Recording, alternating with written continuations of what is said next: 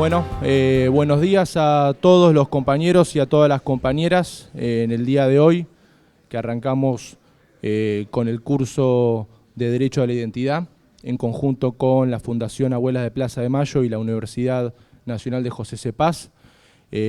Antes que nada agradecer obviamente a los miembros del Secretariado Nacional, a los miembros... ¿No se escucha? ¿Ahí se escucha mejor? Bárbaro. Como les decía, bueno, hoy iniciamos el curso de Derecho a la Identidad en conjunto con la Fundación de Abuelas de Plaza de Mayo y la Universidad Nacional de José C. Paz. En ese sentido queremos agradecer a los miembros del Secretariado Nacional, de la Asociación Bancaria, a los miembros de la Seccional Buenos Aires y miembros de las comisiones gremiales internas por la presencia en el día de hoy. También contamos con la presencia de representantes de la CONADI, del Ministerio de Justicia, obviamente de referentes de la Universidad de José C. Paz y de la Fundación Abuela de Plaza de Mayo. Así que bueno, le damos la bienvenida a todos los compañeros y compañeras.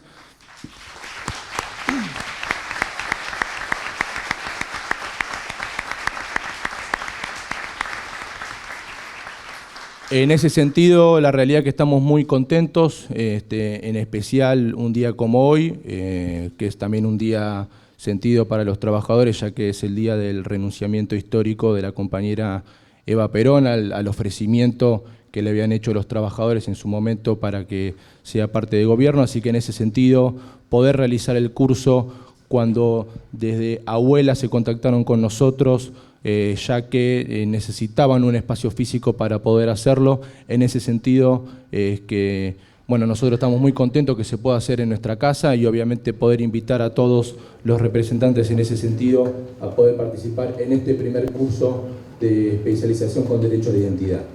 En la mesa obviamente contamos con nuestro secretario general, compañero Sergio Palazzo.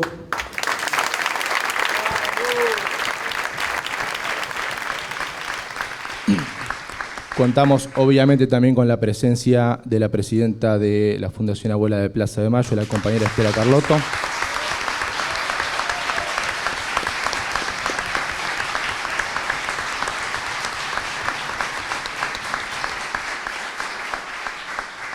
También contamos con la presencia del doctor Federico Tea, rector de la Universidad de José C. Paz.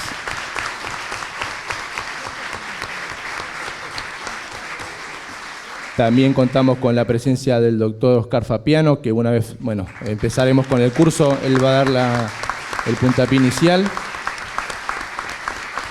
Y obviamente también contamos con la presencia de la compañera Alejandra Stubb, secretaria general de la Seccional Buenos Aires. A continuación le paso la palabra a la compañera Alejandra Stubb. Gracias. Buenos días. Primero voy a presentar al compañero que está acá al lado mío, el compañero Julián Pérez Algueiro, que es el prosecretario de la Secretaría de Derechos Humanos de la Seccional Buenos Aires y que ha hecho una presentación brillante, así que gracias, Julián. Bueno, yo simplemente agradecer la presencia de todos, darle la bienvenida también a los diferentes integrantes de diferentes organismos, como es la CONADI, como es el Ministerio de Derechos Humanos, como es el Ministerio de Justicia, también los integrantes del Banco de Datos Genéticos y a otras organizaciones que se han inscrito muy rápidamente en este curso que pudimos hacer. Agradezco la presencia de los hijos que han hecho también posible esta articulación. Y simplemente contarles que estamos orgullosos de que se inicie el primer curso de capacitación en nuestra casa, en nuestra asociación bancaria, y esto es posible a instancias, la decisión de nuestro secretario general, el compañero Sergio Palazzo, que cuando se cerraron las puertas de muchos lugares, de muchas secretarías y sobre todo las decisiones de este gobierno que hoy tenemos, el sindicato está abierto y es gracias a la decisión de nuestro secretario general, compañero Palazzo, así que quiero esto dejar. Quiero también agradecer a todos los docentes y bueno, acá está la autoridad máxima de la Universidad de José C. Paz, que también es imprescindible para poder hacer este curso y para poder tener todos los expositores y el nivel que están. y desde ya quiero agradecer al compañero Bernardo Maresca, que ha sido quien, a través de la conexión de su hijo Fernando, hemos también tenido este vínculo y a poder hecho realidad esta actividad tan importante como es esta especialización, y tener nada más ni nada menos el lujo de la presencia y que esté dando el primer curso la abuela de Plaza de Mayo, Estela Carlotto, que para nosotros, bueno, son palabras mayores, así que muchísimas gracias. Y simplemente decirles que esto es posible por una lucha inclaudicable, por la lucha que han venido teniendo las abuelas de Plaza de Mayo, también las madres, pero en este caso con las abuelas en especial, que como ustedes saben, muchos de ustedes saben, se ha podido formar para poder seguir pidiendo justicia, el Banco Genético de Datos, y que todos los fondos fueron puestos por las abuelas de Plaza de Mayo, donde juntaron la justicia, la lucha y también la tecnología para poder ir buscando y encontrando a más de 100 y pico de hijos sustraídos en esta dictadura tremenda que hemos vivido en nuestro país, y que es el primer banco a nivel mundial que se ha creado y que hoy ayuda a otros países en diferentes convenios, y realmente es un hecho que hay que resaltarlo y tenerlo en cuenta y ser orgullosos de ser argentinos y ser orgullosos de estar junto a esta lucha de las abuelas de Plaza de Mayo. Así que simplemente esto, agradecer la presencia de todas las comisiones gremiales internas, de todo el secretariado, secretarios nacionales, que siempre están ante cualquier convocatoria firmes para realmente mostrar la lucha de nuestro sindicato y la lucha que siempre tenemos, no solamente para los intereses de los bancarios, sino para los intereses de todo nuestro pueblo. Así que muchísimas gracias a todos.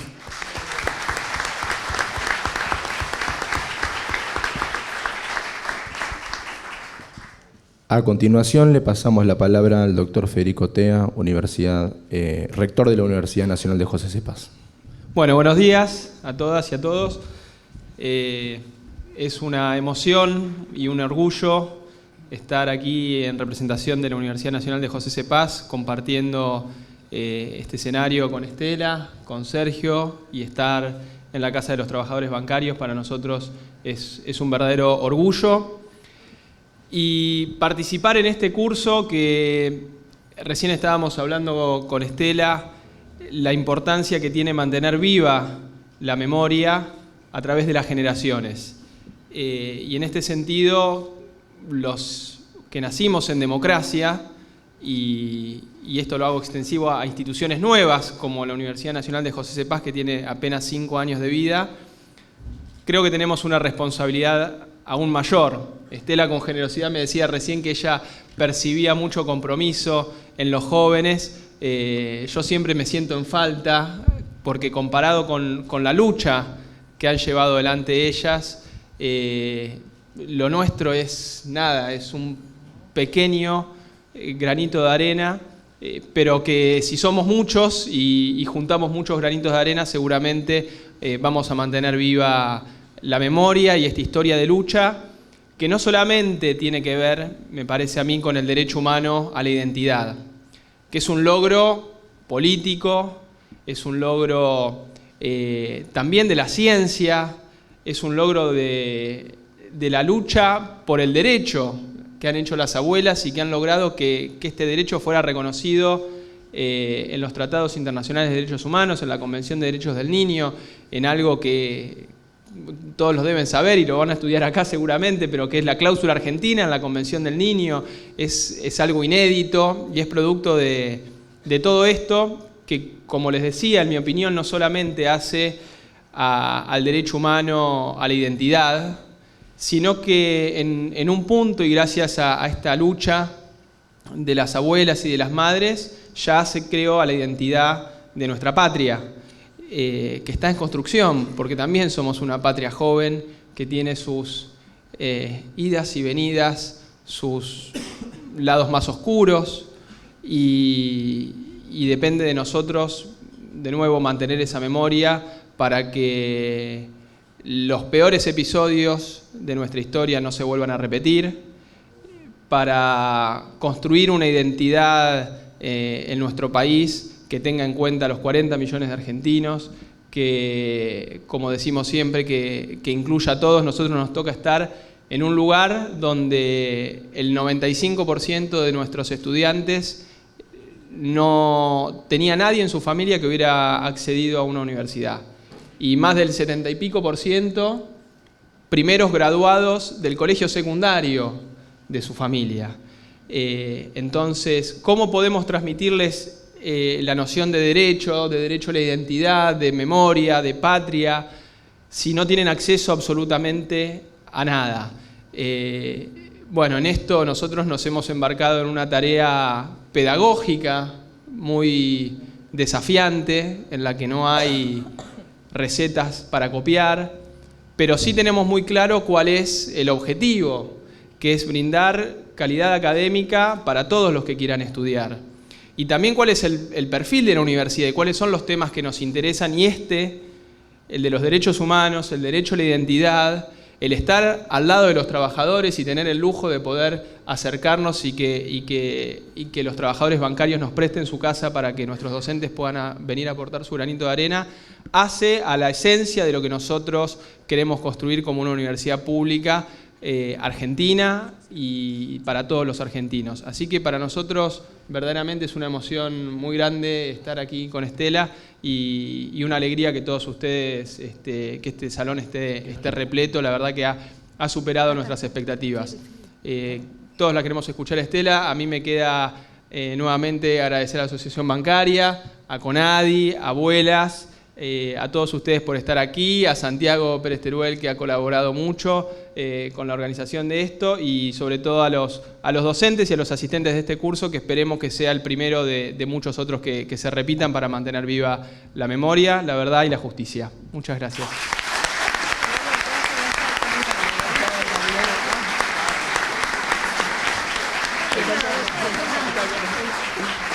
A continuación le pasamos la palabra al compañero secretario general, Sergio Palazzo.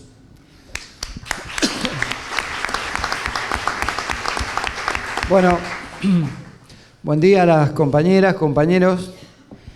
En primer lugar, un profundo agradecimiento tanto a la Universidad de José C. Paz como a la Fundación de Abuelas de Plaza de Mayo.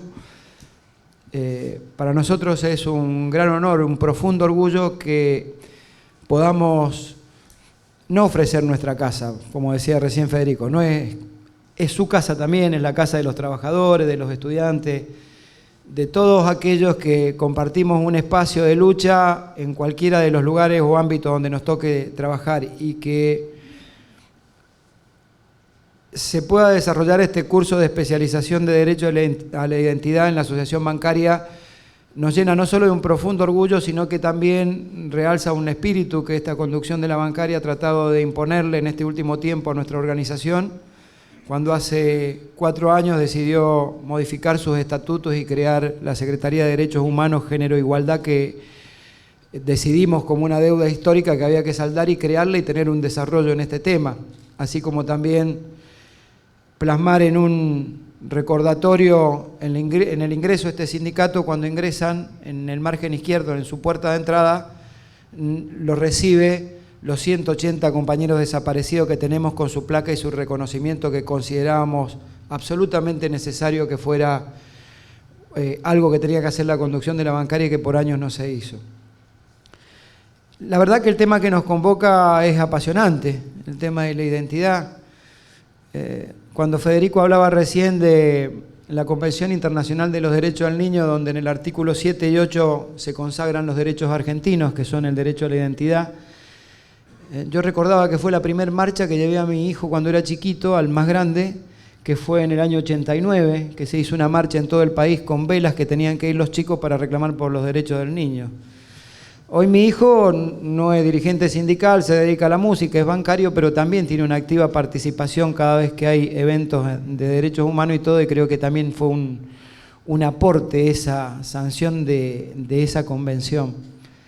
pero sobre todo por quien le impulsó. Son conocidos por los derechos argentinos porque fue impulsado por abuelas de Plaza de Mayo. Este es el sentido que se le dio, y creo que resumía la expresión de una lucha que abraza todo el campo popular, independientemente de los orígenes partidarios. Y en tiempos como los que nos toca vivir, en donde pareciera que, no sé si sale de agenda o por lo menos tratan de no visibilizar en la agenda el tema de derechos humanos, creo que tenemos que redoblar esfuerzos todos los que militamos en el campo popular o tenemos alguna responsabilidad en alguna organización para mantener viva esa llama, para esperar que cuando los tiempos cambien se retome esto como una política permanente de gobierno como la tuvo el gobierno anterior, y no que sea un mero hecho administrativo una Secretaría de Derechos Humanos en un gobierno. Porque, entre otras cosas, cuando se habla del derecho a la identidad, hay que reconocer que ese derecho a la identidad es el que buscaron muchos hijos y las abuelas los buscaron en sus nietos. Por eso, cuando tenemos un presidente de la Nación que dice que esto fue una guerra sucia y no lo reconoce como un terrorismo de Estado que hubo en la Argentina, hay que decirle claramente que este tema también estaba presente. No solo que fue un terrorismo de Estado que secuestró, mató, torturó, exilió y persiguió a miles y miles de argentinos, sino que le privó del derecho fundamental que tiene cualquier ser humano, que es el derecho a su identidad, que es de todos los chicos apropiados y de todos los compañeros apropiados que son hijos o son nietos en este caso. Por eso, en estos tiempos donde se trata de sacar de agenda el tema, tenemos que tenerlo más presente que nunca, y todas las organizaciones tenemos que acompañar. Y también otro dato que no es menor, hablamos de derechos humanos y también de la educación. Federico daba un dato que me conmocionó cuando lo dijo: el 95% de sus estudiantes provenía de familias que no tenían estudios universitarios. Y no por seguirle el discurso a la línea presidencial, pero cuando tenemos un presidente que dice: ¿para qué hacen falta tantas universidades para esto, hombre? Para que la gente que no tuvo acceso pueda tenerlo. ¿Para qué una política de derechos humanos? Precisamente para esto, para recuperar la identidad. Así que bueno, simplemente darle la bienvenida, expresarle mi profundo orgullo como representante de esta organización que estén en esta, la Casa de los Trabajadores. Mi respeto eterno, Estela, hacia vos, hacia todas las compañeras de abuelas, también de madres, por una lucha que nos marcó el camino de que nunca hay que resignarse. Y en estos tiempos difíciles convoco a mis compañeros bancarios que están presentes aquí a que no nos resignemos a que esta es la realidad con la que tenemos que convivir. Somos capaces de modificarla a partir de la acción, de la lucha, de estar presente. Y por eso la convocatoria para este viernes, yo no sé qué van a hacer otras organizaciones sindicales, particularmente la CGT a la que pertenecemos. Sí sé lo que va a hacer esta organización con un conjunto de organizaciones que estamos en la corriente federal, y es marchar junto al resto de los sectores agredidos por este modelo del 2, y los convoco para que el día 2 estemos todos en la calle protestando y manifestándonos y diciendo: paren un poco la mano porque hasta aquí llegan. Que quieran avanzar sobre los derechos de los trabajadores, de la sociedad, del pueblo argentino, no es una materia que nosotros estemos dispuestos a resignar o a tener un aplazo. Nosotros hemos nacido al calor de una lucha y al calor de la alegría de la militancia con esperanza, y esa esperanza nos tiene que llevar a combatir este modelo que en la actualidad está imperando en la Argentina y que pretende crear un significante vacío de todo lo que se ha conseguido en este tiempo. Por eso, muchísimas gracias, Estela, gracias a los compañeros de la universidad, un orgullo que estén presentes, seguramente nos va a enriquecer todas estas capacitaciones que vamos a recibir, y a no aflojar nunca, compañeros. Muchísimas gracias.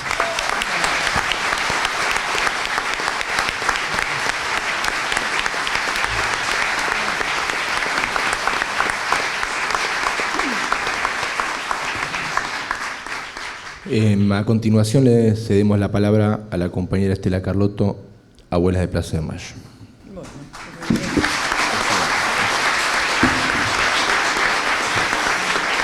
Bueno, muy buenos días, queridos amigos.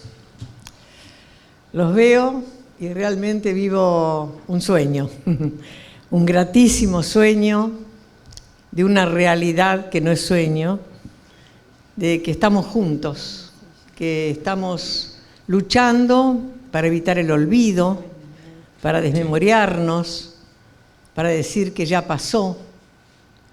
Estamos para decir que no pasó, que está presente y que hay que seguir con el tema y muchos temas más para evitar que se repitan. Nosotros, las abuelas, vamos a cumplir en octubre 39 años de caminar en esto. Y no fue fácil, los cambios en nuestra vida, los dolores y el no saber nos hizo al principio navegar en la incertidumbre, en el riesgo, en la soledad, en el desconocimiento. Y bueno, hicimos lo que yo aconsejo que hay que hacer siempre, que es un poco lo que estamos haciendo hoy, unirnos, juntarnos. Los que pensamos lo mismo, lo que necesitamos saber, instruirnos, llevar adelante nuestros sueños e ilusiones y derechos. Y eso fue lo que hicimos allá en el año 77. Y desde entonces estamos caminando. Hay tanto para contar de esta lucha llena de matices dolorosos, matices risueños, alegres, una lucha dentro y fuera del país, porque la historia había que contarla para que se supiera. Acá se decía a través de los medios monopólicos que no pasaba nada, éramos humanos, argentinos éramos derechos y humanos, y nos sirvió para la comprensión de un mundo que nos ayudó, nos protegió hasta el día de hoy. De manera que hoy poder hacer esta convocatoria para estos encuentros, para informarnos e informar sobre el derecho a la identidad, que es muy amplio esto. Nosotros tenemos una meta, que es encontrar a los centenares de nietos que aún faltan para devolverles su identidad. Y ya hemos devuelto la identidad a 120 nietos. Eso ya es un logro, casi un milagro de pensarlo ante tanta ignorancia de qué hacer. Sino la identidad de nuestro país, que no la queremos perder.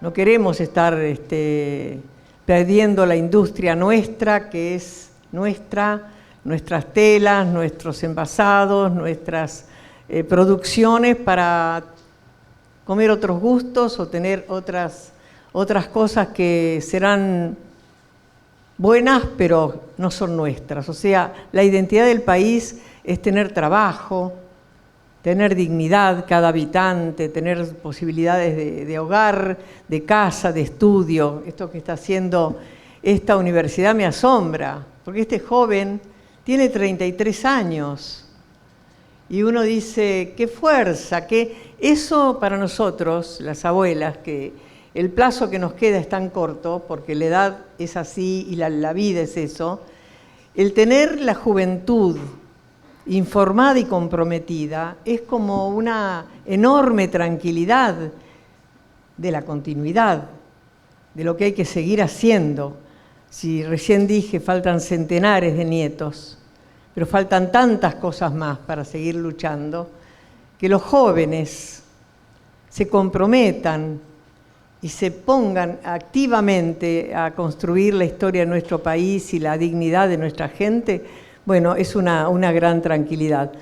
Mi agradecimiento especialmente por esto que se ha conformado, se ha hecho, se ha diagramado, que es fantástico, esta serie de charlas a las que esperemos que asista mucha gente que va a poder hablar del tema con conocimiento y causa.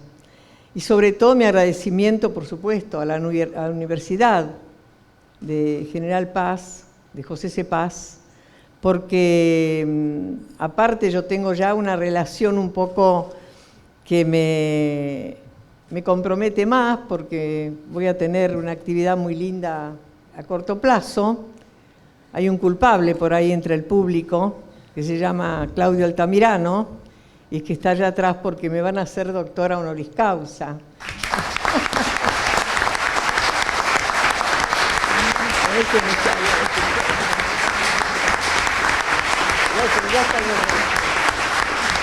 Bueno, Ese doctorado no es para mí, es para las abuelas y para tanta gente más que realmente tiene más condiciones de ser doctora.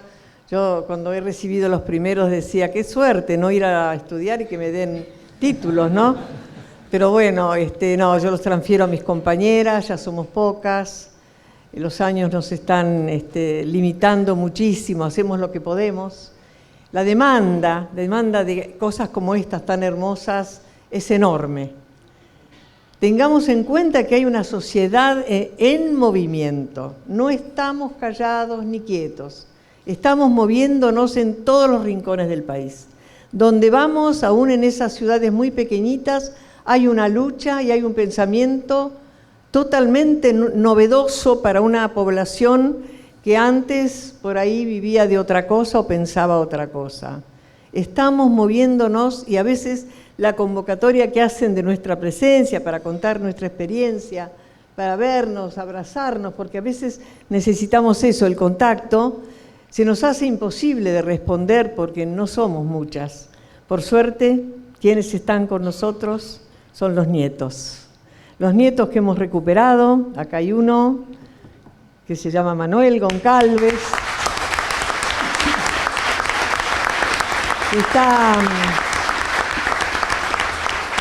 Ya perdió la personalidad de lo que es un joven, con ganas de tantas cosas, pero que está comprometido en nuestro deber de buscar, y él, entre tantos otros que ya integran nuestra comisión directiva, es activo y nos reemplaza cuando nosotros no podemos ir.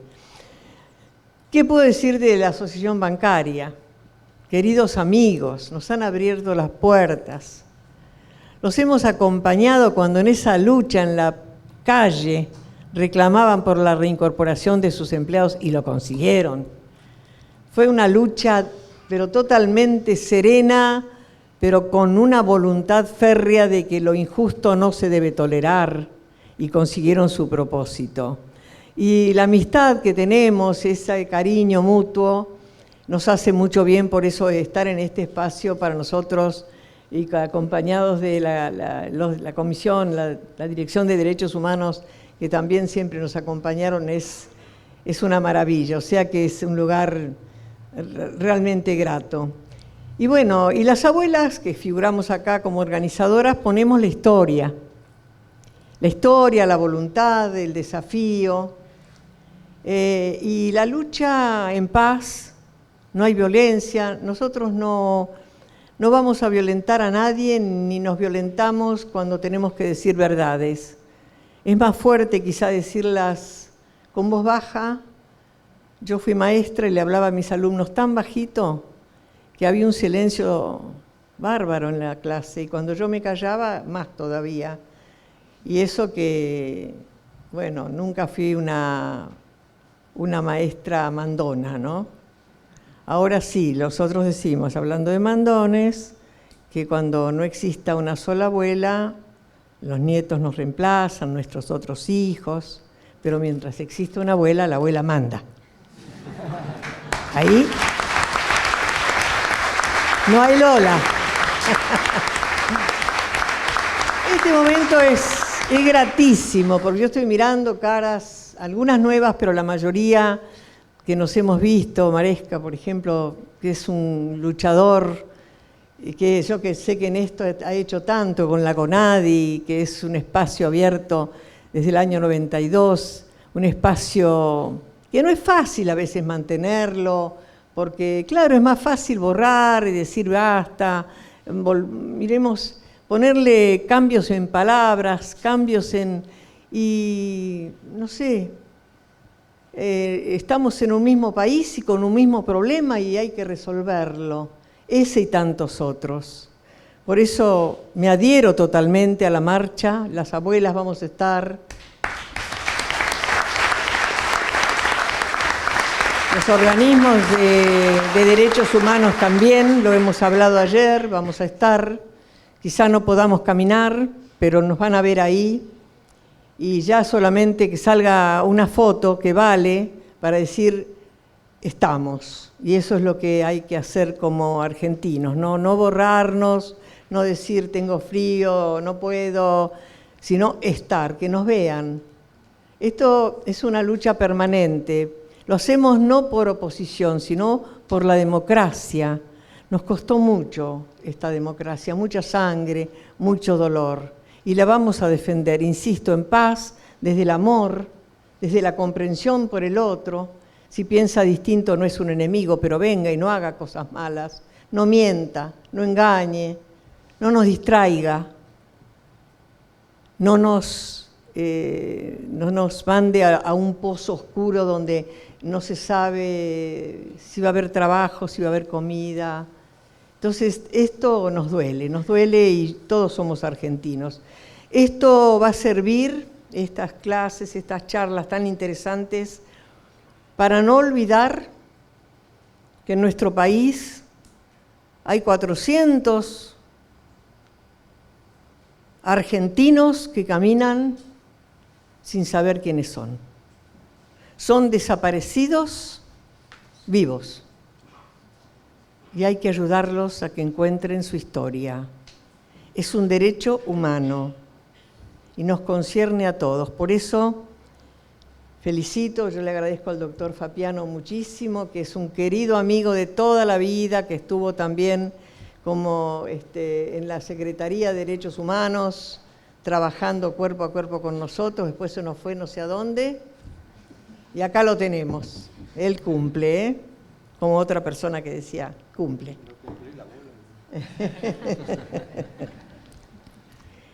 Hay mucho para hablar, solamente decirle gracias a todos ustedes, pero fundamentalmente a quienes han puesto el esfuerzo, el cariño, la solidaridad, que ya conocíamos, pero con este acto se refuerza en una amistad que no lo va a romper nada ni nadie. Muchas gracias.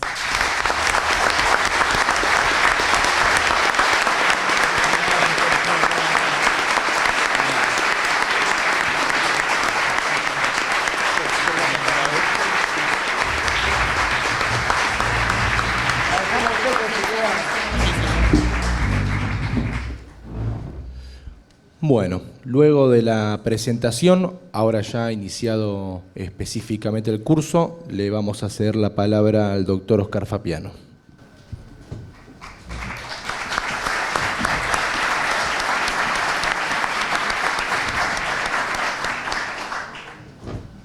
Muchísimas gracias. Yo debo agradecerle, abuelas, esta oportunidad que me brindan de poder estar nuevamente con ellas y hablando sobre derechos humanos.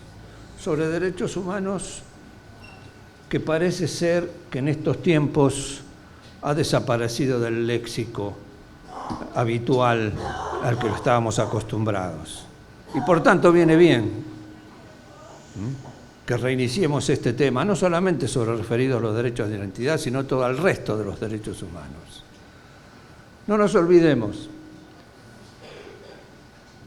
Las abuelas iniciaron esta gesta por los derechos humanos allí donde se reciben las bofetadas, allí donde se ensucian las manos, pero es allí donde se ganan las batallas, en la calle. Después vino la cátedra.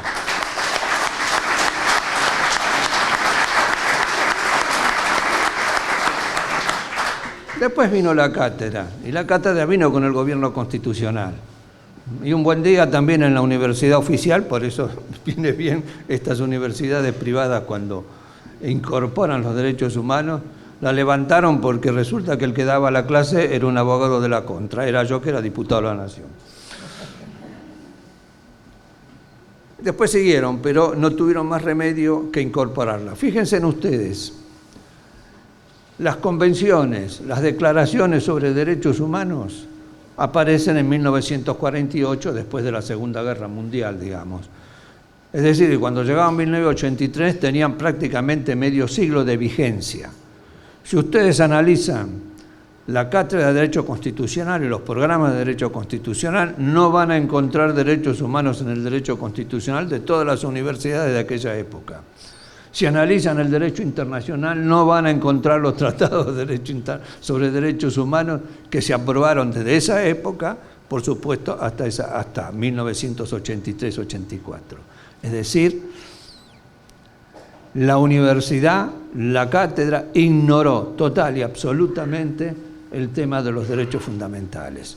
Fueron, ya les digo, tanto las abuelas como las organizaciones no gubernamentales las que llevaron y que al final triunfaron, obviamente, porque al final, en definitiva, el gobierno que creó el terrorismo de Estado, digámoslo con todas las letras, se cayó justamente por esa intervención que tuvieron ellos y por la presencia de la Comisión Interamericana de Derechos Humanos que hizo el informe final sobre el tema.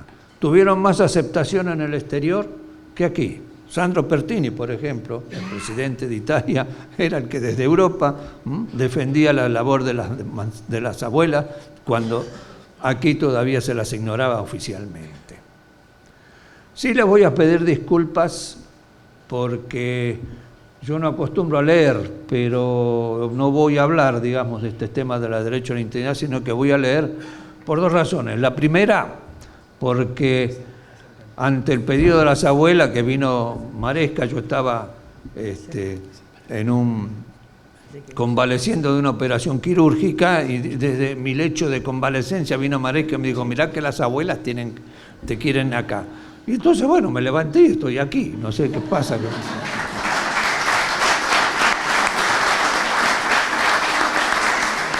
No vaya a hacer cosas que, ¿no es cierto? Para un pedido de la abuela, como decía Mariano Moderno, ni ebrio ni dormido se le dice que no. Y vine de Ushuaia también, como dice ella, no sabe dónde estaba, vine de Ushuaia en el fondo.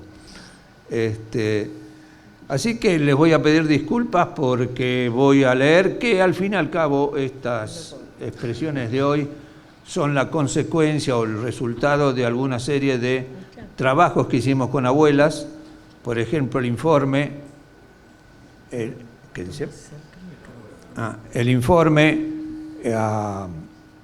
sobre la situación y el grado de avance de aplicación de la Convención Internacional sobre Derechos del Niño, que las abuelas son una de las, es la consultora acá para la Argentina, y algunos trabajitos que hicimos junto a la Secretaría de Derechos Humanos defendiendo y haciéndole ver a los jueces cuál era la situación que tenían que tratar sobre la entrega de chicos que fueron apropiados en su momento. Me acuerdo que ya en la Cámara de Diputados habíamos trabajado sobre el banco de datos genéticos, sobre el derecho a la identidad, ¿no es cierto?, sobre esas leyes que habían propiciado abuelas. Luego, después, en la labor ejecutiva, la CONADI la creamos en el 92 justamente, y después tuvimos el primer trabajo, los Reyardo Tolosa, recuerdo, ¿no es cierto? El primer caso, Reyardo Tolosa, que fue que me tocó ahí pelearme con todos los jueces federales y algún fiscal que no tenían la menor idea de cómo tenían que hacer la entrega. Y allí también había otro caso, porque entre todos los argumentos que sacan los jueces para no entregar a los niños, había uno, y dice, bueno, ya están con los apropiadores, ¿no es cierto?, durante tantos años, ¿cómo los vamos a devolver? Es decir, como decía un italiano, que en esto es, los chicos no son susceptibles de usucapión. Pareciera que en la Argentina con los jueces los chicos se usucapan, es decir, se cobran por propiedad veinteñal o vaya a saber por cuánto tiempo. Los niños no se usucapiscano, dicen los italianos. Bueno, después de esta introducción me permito hablar sobre el derecho a la identidad, derecho que está esencialmente ligado con los derechos a la vida y a la libertad. El que el ser humano sea libre supone que cada persona proyecta su vida, o sea, es el derecho al libre desarrollo de la propia personalidad o a la autodeterminación, como lo llaman la filosofía de la existencia. De tal modo que no existen dos biografías idénticas. Toda persona es un ser único e irrepetible. Del mismo modo, a cada ser humano corresponde una única clave genética. La identidad personal supone el ser uno mismo. Por ello, cada persona tiene derecho a exigir el respeto de su verdad personal y de su libre desarrollo de la propia personalidad, es decir, la autodeterminación. A entender de Fernández Cesarego, La identidad personal es el conjunto de atributos y características que permiten individualizar a la persona en sociedad. Es todo aquello que hace que cada cual sea uno mismo y no otro. Esta identidad se despliega en el tiempo y se forja en el pasado desde el mismo momento de la concepción, donde se hallan sus raíces y sus condicionamientos, pero traspasando el presente existencial, se proyecta al futuro. Es fluida, se crea con el tiempo, es cambiante. Además, la personalidad muestra un aspecto estático. Cuando nos hallamos frente a una persona, nos enfrentamos con una imagen y con un nombre. El sujeto ha sido identificado primariamente. El patrimonio ideológico, cultural de la persona lo constituyen sus pensamientos, sus opiniones, sus creencias, sus comportamientos, que se explayan en el mundo de la intersubjetividad. Es el bagaje de características y atributos que definen la verdad personal. La identidad, ha dicho el Tribunal Constitucional del Perú, que también tuvo de la suya con la época de Fujimori, es uno de los atributos esenciales de la persona, que ocupa un lugar primordial en nuestro ordenamiento jurídico y es entendido como el derecho que tiene todo individuo a ser reconocido estrictamente por lo que es y por su modo de ser. La Corte de Casación italiana, como les decía, que era pionera en sistematizar una doctrina tutelar del derecho a la identidad, se expresó en el sentido de que cada sujeto tiene un interés generalmente considerado merecedor de tutela jurídica, de ser representado en la vida de relación con su verdadera identidad. Según la Corte Interamericana de Derechos Humanos, el derecho a la identidad puede ser conceptualizado en general como el conjunto de atributos y características que permiten la individualización de la persona en sociedad y en tal sentido comprende otros derechos según el sujeto de derechos de que se trate y las circunstancias del caso. Respecto de los niños y niñas, el derecho a la identidad comprende, entre otros, el derecho a la nacionalidad, al nombre y a las relaciones de familia. También se refiere allí la Corte a la existencia del derecho a conocer la verdad de su propia identidad. Asimismo, sostiene que el derecho a la identidad es un derecho humano, el cual se encuentra correlacionado con otros derechos, como el derecho a un nombre propio, a conocer la propia historia filial, al reconocimiento de la personalidad jurídica y a la nacionalidad. Como todos los derechos humanos, el derecho a la identidad se deriva de la dignidad inherente a la persona, razón por la cual le pertenecen a todas las personas sin discriminación, estando obligado el Estado a garantizarlo mediante la ejecución de todos los medios de que disponga para hacerlo efectivo. Todo individuo, entonces, tiene derecho a su identidad personal, que es el núcleo o esencia específica del humano. Y fíjense en ustedes, cuando él habla del reconocimiento de la personalidad jurídica, si ustedes analizan la Convención Americana de Derechos Humanos cuando hace la relación de los derechos tutelados, el primer derecho que aparece en el artículo 3 no es el derecho a la vida, es el derecho a la personalidad jurídica. Fíjense ahí la importancia que tiene esto de la personalidad jurídica y por ende de la identidad. Entonces, el derecho a la identidad supone la exigencia del derecho a la propia biografía. Es la situación jurídica subjetiva por el cual el sujeto tiene derecho a ser fielmente representado en su proyección social. La antropología filosófica, que está en la base del derecho de los derechos humanos, encarna una nueva concepción del hombre y por lo tanto del derecho. De ahora en adelante no será más el patrimonio el objeto prioritario a tutelar por el derecho, sino la persona humana, que es su centro y su eje. Ello en tanto que su creador, destinatario y protagonista, no es otra cosa que el hombre. No es por consiguiente, y como pensaba Marx, una superestructura de lo económico, ni tampoco, como lo piensan materialistas de otro signo ideológico, que prefieren sustituir la justicia en cuanto a valor supremo del derecho por la utilidad. El hombre es un recurso disponible, dicen por ahí, la reserva económica de lo posible, la conveniencia. El niño va a estar mejor con sus guardadores, el argumento basado en la posición económica de estos, o la simple eficiencia, los padres biológicos no cumplirán con sus obligaciones, razonamiento fundado en la condición social de los progenitores, y que ha desarrollado en la sociedad una suerte de indiferencia a su ilicitud que hace decir a la Comisión Interamericana de Derechos Humanos que el hecho de que tal indiferencia, o mejor dicho, ignorancia deliberada, haya aportado un marco propicio para la sustracción de menores cuyos padres no los abandonaron, deben llamar a la reflexión sobre la necesidad de promover un mayor respeto a los procedimientos regulares de adopción.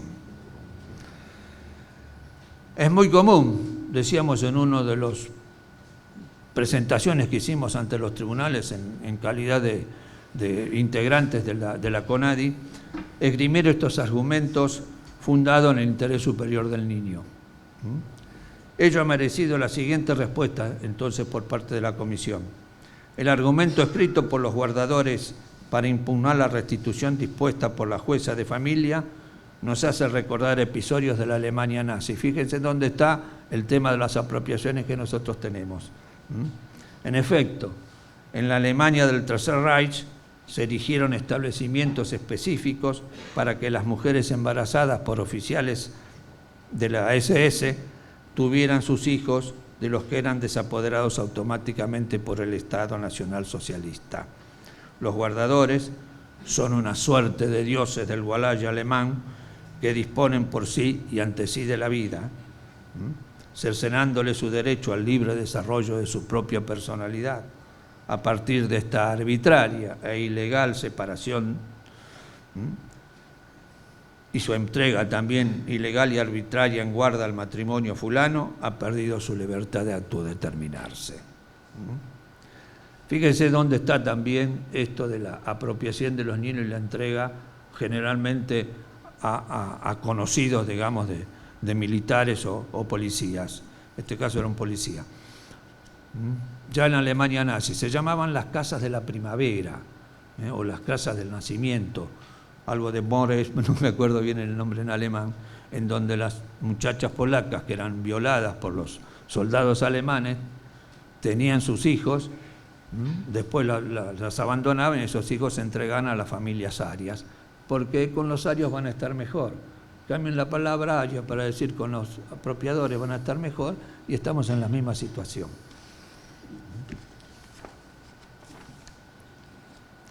Por ello, el derecho a la identidad es reconocido como un derecho humano fundamental y viene consagrado no solamente por nuestro derecho interno ahora, sino también por el Internacional de los Derechos Humanos, cuyas declaraciones y tratados principales integran ahora el bloque de la constitucionalidad federal a partir de la reforma constitucional de 1994. ¿Qué surgen? ¿Cuáles son las inferencias de todo esto? De lo expuesto se infiere además que el niño es un ser humano y no una cosa objeto de transacción o sometida a una relación de sujeción especial con nadie, mucho menos con el Estado. El Estado no posee derechos fundamentales, sino obligaciones para reconocer y garantizar el pleno goce y ejercicio de esos derechos. Y esas atribuciones y facultades son las necesarias para cumplir con esas obligaciones. La eminente dignidad del ser humano ha desterrado para siempre del mundo jurídico las relaciones de sujeción, para hacer aflorar en su reemplazo los derechos de libertad que hasta la ley debe respetar. Fíjense, recuerda el 28 de la Constitución Nacional, cuando dice que esos derechos los reglamentos no pueden alterar. Todos los hombres nacen libres e iguales en derechos y dignidad, reza la Declaración Universal, regla que va de suyo, se aplica aunque se trate de un niño inconcernido. El adverbio de modo todos así lo indica y es el derivado lógico de la universalidad que adorna a los derechos y libertades fundamentales. No podemos pasar por alto la participación que le ocupó a las abuelas de Plaza de Mayo en las deliberaciones sobre el proyecto de convención sobre los derechos del niño. Fue su insistencia en que debía haber una norma escrita que garantizara el derecho a la identidad de los niños y el deber del Estado de adecuar su legislación para que así sea, la que dio origen a sus artículos 7 y 8, que finalmente quedaron redactados tal como lo solicitaron en las reuniones previas al debate. La envergadura alcanzada durante la última dictadura militar habida en la Argentina por la apropiación de niños nacidos durante el cautiverio de sus madres embarazadas, llegó al extremo de haberse convertido en lo que internacionalmente se llama la práctica administrativa. Y sus secuelas se extienden hasta los tiempos actuales porque todavía no hemos recuperado la totalidad de los niños que han sido apropiados. Y ello fue cuando impulsó a las abuelas a proclamar un instrumento internacional que, reconociendo ese derecho, les garantizara el pleno ejercicio de su derecho de recuperar a sus nietos. Por lo tanto, la desaparición forzada de estos niños y bebés, su apropiación y adulteración de su filiación e identidad ilegales, sucedidas durante el terrorismo de Estado, y su búsqueda por parte de las abuelas y otros familiares directos, nos permite discurrir acerca de si la familia posee identidad colectiva. A partir de la arbitraria e ilegal separación dispuesta y su entrega, también ilegal y arbitraria, los niños víctimas de esas apropiaciones han perdido su libertad de determinarse. Con esa acción se les ha cercenado el derecho fundamental a la autodeterminación. A partir de allí, serán los apropiadores los que decidirán acerca de sus vidas, arrogándose el derecho de crear sus vidas, arrancándole de sus propias circunstancias, su familia, y negándoles en verdad cuanto necesitan para llegar a ser lo que deben ser. Para el derecho, el vínculo de filiación es un vínculo constituido por las instituciones jurídicas. La filiación es un concepto que debe ser tratado como principio político de organización, que permite el anudamiento de lo biológico, lo social y lo subjetivo. No basta con nacer, la vida hay que instituirla. Instituir la vida, es decir, fabricar el vínculo institucional. Esto es obra de la genealogía que hace sostener el hilo de la vida, que recuerda al sujeto su lugar en la especie y procurar a la sociedad lo humano vivo. La genealogía apunta al conjunto de los sistemas institucionales fabricados por la humanidad para sobrevivir y difundirse. Instituir implica la normatividad, cuya exigencia será la existencia de un marco de legalidad que garantice la conservación de la especie. El arte de gobernar es el arte de tramar una legalidad para hacer nacer a una persona que pueda subjetivarse y hacer que la vida pueda transcurrir hasta la muerte. La especie se propone al sujeto humano a través de la genealogía. Es la ley la que asigna un padre a un hijo en virtud de una presunción legal, así la establece. La humanidad es una sucesión de padres y de hijos, y la filiación es el montaje de la cadena humana. El derecho romano habla de instituir la vida. El psicoanálisis, teoría que ha permitido pensar los procesos de subjetivación de las personas, plantea las operaciones de subjetivación necesarias para que el pequeño sujeto se humanice. La familia es el ámbito donde se desarrolla el ser hablante y desempeña un papel primordial en la transmisión de la cultura. Lo simbólico que precede el nacimiento de un sujeto, es la función ordenadora de la cultura que separa al hombre de la naturaleza, inscribiéndolo de entrada en el lenguaje, ley fundadora cuyas interdicciones fundamentales son la prohibición de matar y la prohibición del incesto, y en las estructuras de parentesco que organizan la diferencia de sexos y de las generaciones. El niño, al nacer, por su inmadurez, necesitará de la función materna y paterna para vivir. Pero el intercambio entre la madre y el bebé no será solo en el terreno de las necesidades, alimentos, aseo, etc., sino que los reclamos de cuidado del niño a la madre se inscriben en el lenguaje y se convierten en demanda de amor. Para la madre, su relación con el niño llevará la marca de un interés particularizado por él, que es índice de su investimento libidinal. En relación al padre, su función será la función del nombre del padre y es vector de una encarnación de la ley en el deseo. En tanto prohíbe el incesto, humaniza el deseo y es el que, en tanto deseante, se hace responsable de sus actos. El bebé, para constituirse subjetivamente, se identificará primeramente a sus padres. De ellos recibirá una marca simbólica, trazo identificador que le permitirá ser.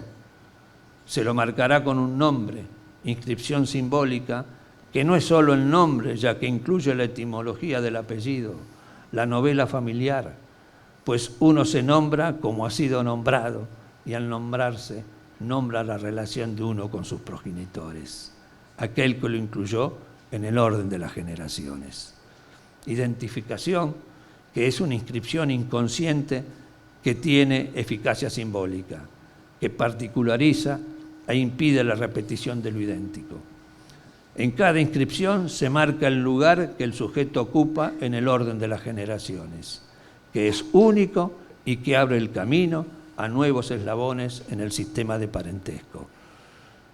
Es en ese sentido que desde el psicoanálisis se piensa la identidad. Ser inscripto por los padres en el sistema de parentesco, reconociendo la igualdad y la diferencia, pues solo siendo diferente puede particularizarme, puedo individualizarme. El sujeto no puede pensarse ni como autoengendrado ni siendo idéntico a otro, pues al nacer, sostenido por el deseo de los padres, subjetivamente será producirse como un sujeto nuevo. Con los niños desaparecidos se produjo una filiación falsa con la que se les impidió el derecho a vivir con su familia.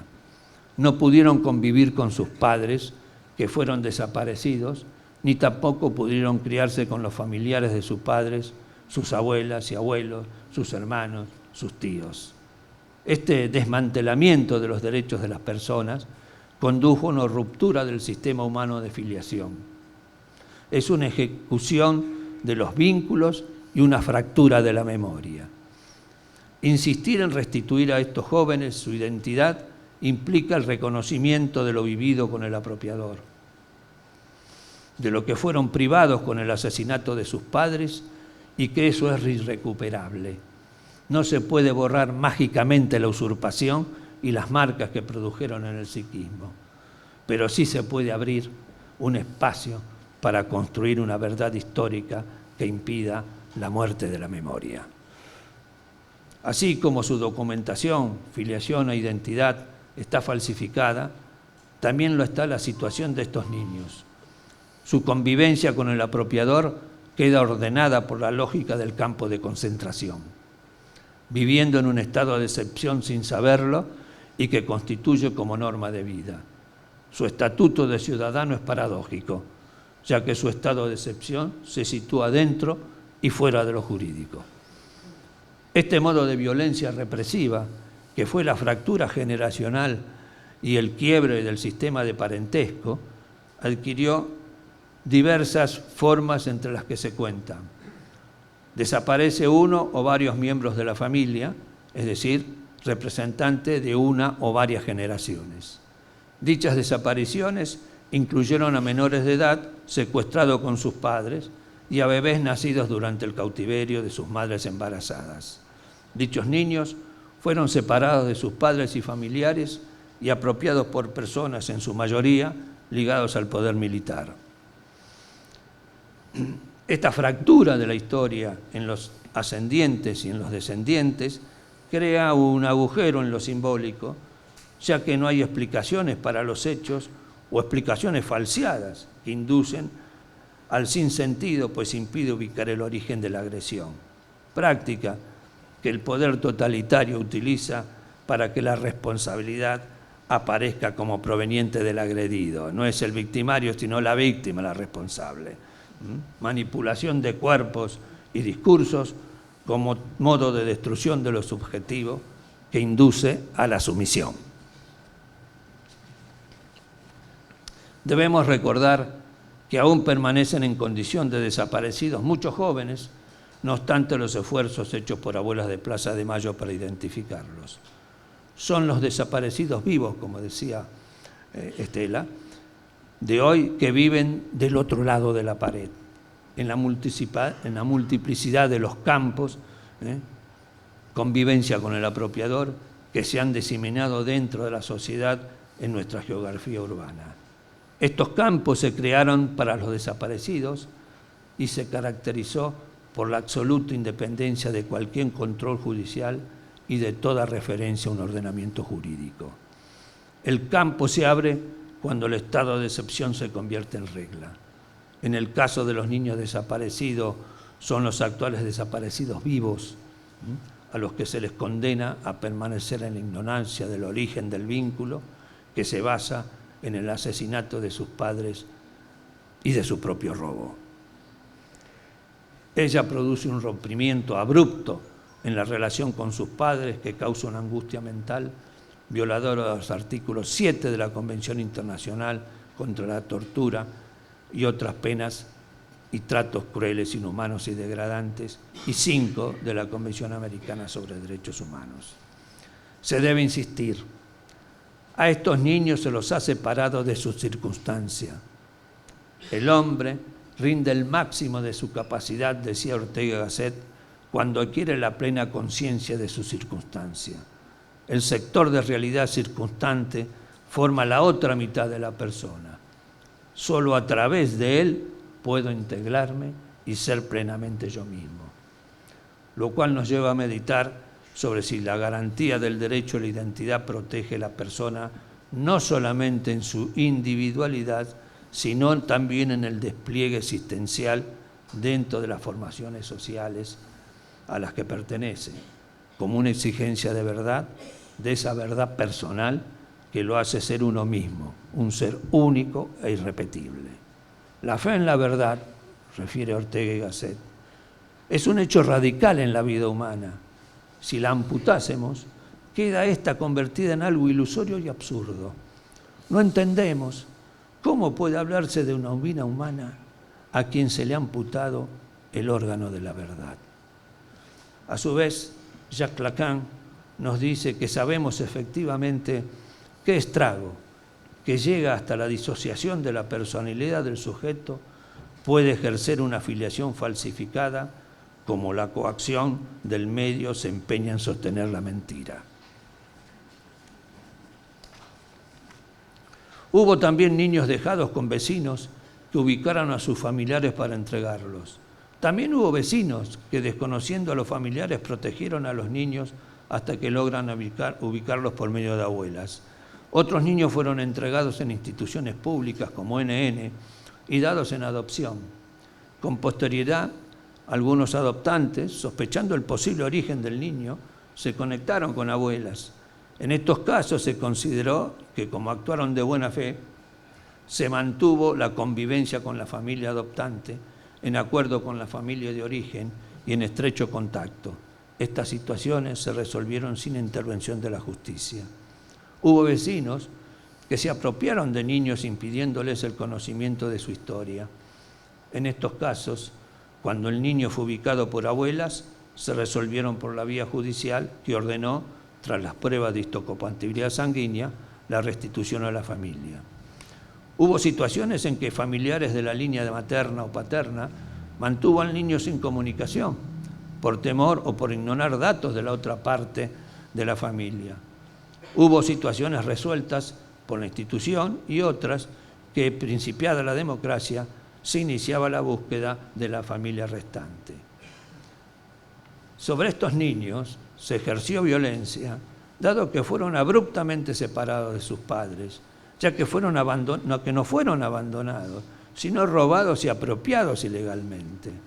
Hubo ocultamiento de identidad, incluyendo cambio de nombre y apellido, cambio de fecha de nacimiento y, en algunos casos, cambio de edad, simulacro de parto con falsificación de partida de nacimiento. Hubo también adopciones aparentemente legales, ya que hubo niños que fueron dejados en instituciones y tratados como NN. Hubo asesinados en el secuestro, bebés en gestación asesinados en el vientre materno, torturas, violaciones y vejámenes a mujeres embarazadas. Convivencia con apropiadores que obtienen un vínculo basado en la desaparición forzada y posterior asesinato de sus padres. La violencia impuesta se acrecentó con la cuidadosa tarea de los apropiadores y de los aparatos del Estado de borrar toda ligación con el origen. Como de igual modo, indagar si esa protección corresponde a la persona individual que integra un grupo establecido o si también se puede reconocer a este último una determinada identidad colectiva.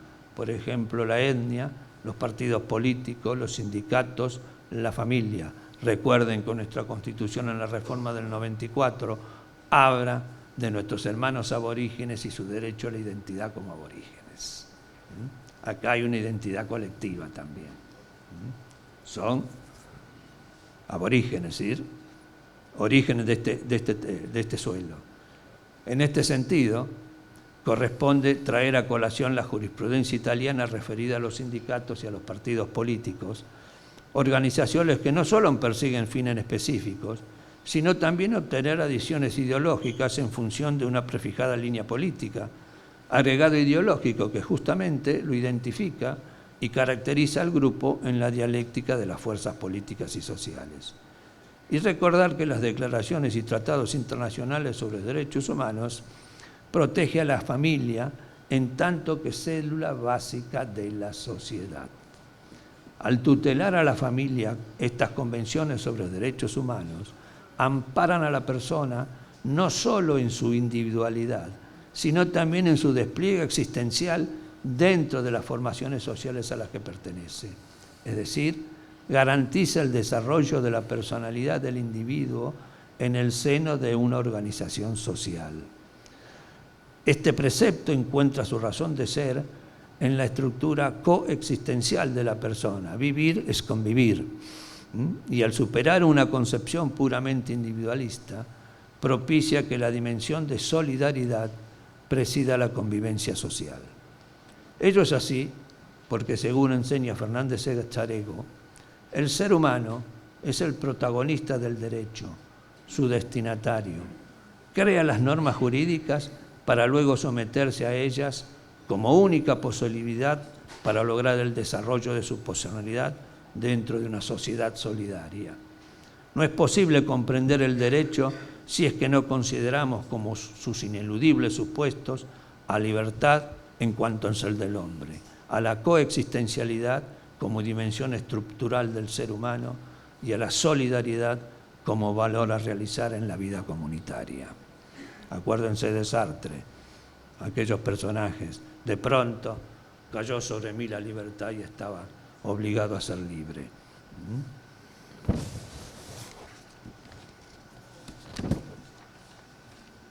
Durante la instalación de la democracia en la instancia de Abuelas de Plaza de Mayo, se sancionó la Ley 23.511 en 1987, que crea el Banco Nacional de Datos Genéricos, llevando como objeto practicar informes y dictámenes técnicos y realizar pericias genéticas a requerimiento judicial para determinar la identidad de un menor que se suponga hijo de desaparecidos. En este banco se conserva muestra de sangre de los familiares, de los casos documentados, para que el joven que quiera buscar su identidad.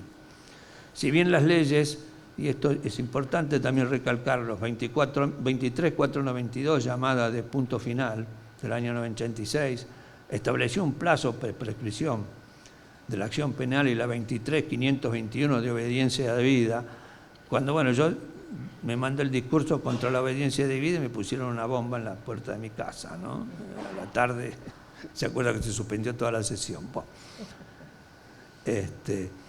limita el juzgamiento de los delitos cometidos durante el terrorismo de Estado a los altos cuadros.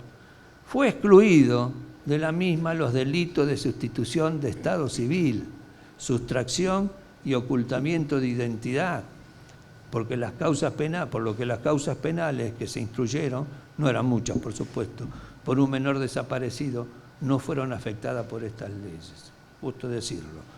Por otra parte, este tipo de delito es permanente. Con la desaparición sistemática de niños, bueno, se han violado no solamente las leyes internas, sino también tratados internacionales sobre la materia. Y fíjense que también la identidad, lo hablaba yo, de nuestros hermanos aborígenes, pero también aparecen en otros tratados sobre poblaciones migrantes y sobre la raza. Ya ha hecho escuela esto de la identidad que establecieron las abuelas en el tratado, en la Convención sobre los Derechos del Niño. Bueno, sabemos que el derecho penal nuestro también contempla toda la desaparición, no contempla la desaparición forzada, pero sí la sustitución de identidad, etcétera, etcétera. Luego, este artículo 8, esto es importante porque los operadores del derecho se han olvidado total y absolutamente de esta razón histórica de la existencia de este artículo 8, que ha sido impulsado por abuelas. El artículo 8 de la Convención apuntaba a resolver la situación de los niños nacidos en cautiverio durante la dictadura militar, que en la década de los 70 depuso al gobierno constitucional de Estela Martínez de Perón y estableció el terrorismo de Estado. Ese mismo objetivo motivó al Congreso Nacional a sancionar una serie de leyes, entre las que corresponde mencionar la que crea el Banco de Datos Genéticos y fija normas específicas en materia de filiación. La presunción, por ejemplo, de que es el padre cuando no me niego a hacer el análisis de sangre. Hace poco, con el tema de Maradona, que también se negó, en Italia le aplicaron la norma. Muchos de estos locutores que hablan, ¿no es cierto?, dicen, ¡ay, miren cómo le aplicaron una presunción en contra! Es en favor del niño. Bueno, estos trágicos acontecimientos habían conmovido a la opinión pública internacional con tal intensidad que fueron muchos los estados que protestaron enérgicamente por las violaciones a los derechos humanos cometidas. Por ello, no fue de extrañar que, todavía sensible por las trágicas secuelas producidas, sus representantes apoyaran la proposición que se tradujo en definitiva en el artículo 8 de la mencionada Convención, solemnemente firmada por los jefes de Estado del mundo en Nueva York en 1991 y ratificada por Argentina al año siguiente. Y lo dieron en la inteligencia que con ello las autoridades judiciales de Argentina contarían con una valiosa herramienta jurídica avalada por toda la comunidad de naciones para resolver el drama de aquellos niños nacidos en tan trágicas circunstancias, separados de sus padres de sangre, de sus abuelos de sangre, de sus familiares de sangre, e inscriptos en los registros respectivos bajo nombre supuesto como hijo legítimo de los captores de sus progenitores. En alguna oportunidad anterior sostuve que tal derecho configura, de acuerdo con la legislación argentina, una desaparición forzada que ha superado la etapa de delito consumado para alcanzar, mediante el cambio de identidad, el estadio de delito agotado. Estos niños no podrán observar el mandamiento que, por ser bíblico, viene de lo más profundo de nuestra civilización: honrar a su padre y a su madre.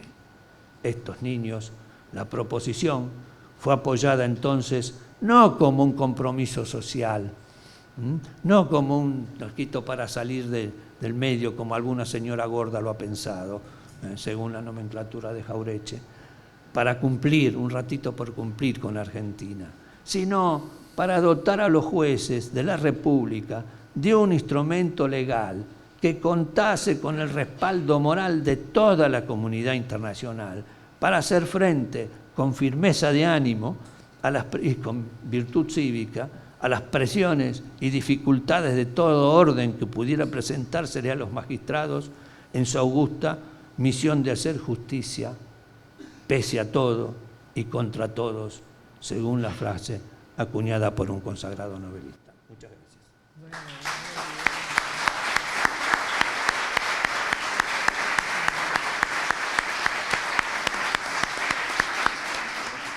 Excelente información. A mí me refrescó toda la memoria. Muy académico, muy realmente al estilo del doctor Fapián, un querido amigo, insisto. Y bueno, yo no voy a hacer nada académico, simplemente contar desde una abuela, una mujer, una madre, un poco la historia de cómo fuimos empezando, que algo dije, en soledad y miedos y qué hacer. Cuando a veces nos dicen, ay, ¿cómo se atrevieron ustedes? Yo no sé si alguna madre que no vuelve el hijo se queda tranquila durmiendo y dice, ya vendrá. Y falta 3 días y dice, ya vendrá, y falta 1 año y dice, ya vendrá. Yo creo que cualquier mamá sale inmediatamente, ya con el temor de que pasó algo, y a veces la respuesta por suerte no es esa, a buscarlo. Esperarlo primero y buscarlo después. La diferencia en nosotros es que la realidad que nos tocó vivir, cuando antes de la dictadura cívico-militar hubo una mafia durante el gobierno de Isabel Perón llamada AAA, que empezó ya a anunciar cierta metodología de secuestro y muerte al opositor. Y los que vivíamos en ciudades estudiantiles, veíamos como sobre todo la mirada ya en dictadura se ponía sobre los movimientos estudiantiles de jóvenes que de muy corta edad, recordemos que en la Ciudad de La Plata tenemos una fecha nefasta como el 16 de septiembre del 76, donde desaparecen chicos que estaban militando ellos, pero en ese momento pidiendo por un boleto escolar gratuito, pero estaban militando, estaban comprometidos, no eran un grupito de accidentalmente juntos, sino tenían ya a esa edad un compromiso de cambio y de revertir la historia. O sea que nosotros, cuando nuestros hijos empezaron, después comentando entre las abuelas que nos fuimos juntando, empezaron su militancia, lo primero que les dijimos, ay, no lo hagas, cuídate. Y esos conceptos, que quizá en algunos no fue así, pero en la mayoría, por lo que nos contamos entre nosotras, les dijimos, bueno, mira, vos estudiá. O sea, no pienses. Sé un autómata que te digan todo lo que... Y vos estudiá, total. Y eso fue totalmente adverso a lo que tenían como compromiso esos estudiantes, que ya desde la secundaria venían informados por profesores esclarecidos sobre las injusticias sociales que había en nuestro país. Porque cuando nosotros decíamos, no lo hagas, cuídate, te van a matar, nos hablaban de que ese proyecto no lo iban a dejar, aunque nadie quería morir, pero que iban a morir y no iba a ser en vano, porque lo que se necesitaba que en el país existiera justicia social. La justicia social era la que nosotros también conocíamos en nuestras etapas juveniles, pero que yo siempre cuento de que desde 1930 tuvimos dictaduras militares. Y yo nací en ese año. O sea que yo me desperté a la vida con una dictadura, me crié con dictaduras sucesivas y permanentes que irrumpían en el poder legítimo para imponer sus criterios dictatoriales, acompañados, por supuesto, con todo el discurso de la prensa monopólica que decía que todo eso estaba muy bien, que eso nos iba a hacer mejores, en fin. Y tuvimos una influencia muy grande para la pasividad en la que algunos sectores sociales estuvimos inmersos. Y yo siempre cuento, como una experiencia personal, para que no vuelva a pasar, lo cuento, y lo hago a propósito todas las veces que puedo, de que cuando en el 55 bombardeaban la Plaza de Mayo, los que estábamos en la vereda de enfrente, en la oposición, en la ignorancia, en la influencia de Clarín, la prensa, La Nación y otros medios, estábamos esperando que ese gobierno se fuera. Y yo ya tenía en brazos a Laura, 55. Yo no es que quiera salvar mi responsabilidad, sino preguntar dónde estuvieron y por qué no estuvieron en donde debíamos estar todos, los familiares de las centenares víctimas que murieron en la plaza, de los familiares que fueron de los fusilados, de las proscripciones. Todavía no se veían los carteles. No se vieron. Siquiera hubiera habido eso, quizá hubiéramos tenido una reacción popular de comprensión, porque no había una cerrazón en nosotros. Nosotros queríamos al otro, respetábamos al otro. Una maestra quiere al alumno, y si es pobre de dinero, porque no es pobre por ser falto de dinero, sino es un ser humano digno, de ayudarlo. Eso lo hicimos los maestros siempre con nuestros alumnos. Quiere decir que no había carencia de sensibilidad, pero no sabíamos cómo hacerlo. Estábamos mal influenciados, mal educados.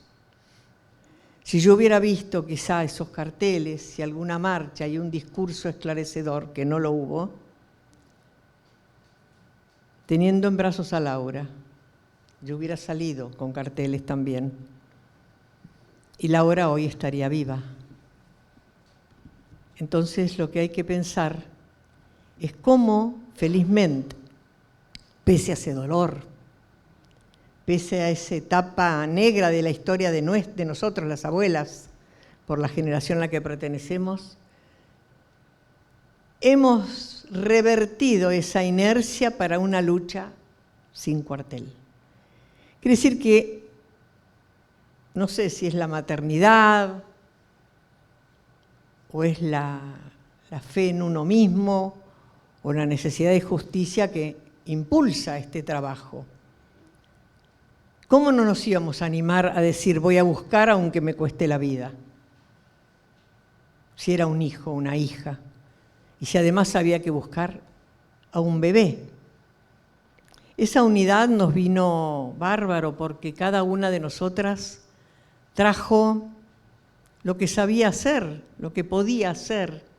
Yo me acuerdo que cuando llegué, yo no soy de la fundadora, siempre cuando me ponen como fundadora yo llegué unos meses después nada más. Cada una entraba cuando la vida la ponía en esa búsqueda que nunca queríamos que llegara.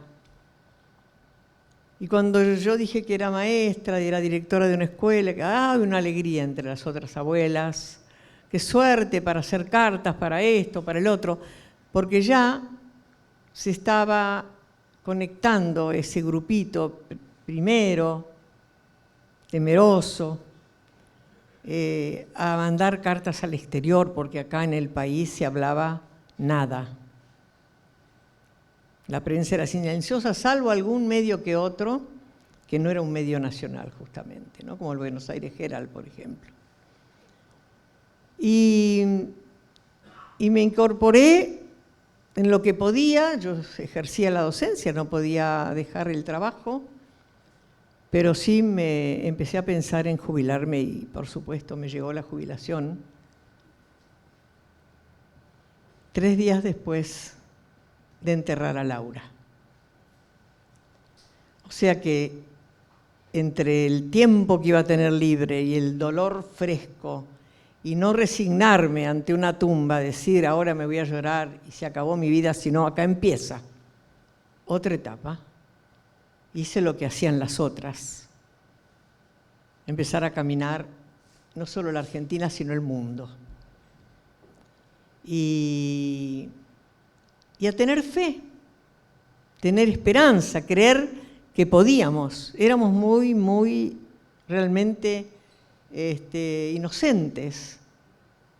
Cuando íbamos a la justicia y nosotros a propia mano hacíamos un recurso de habeas corpus, creíamos que el juez nos iba a entender.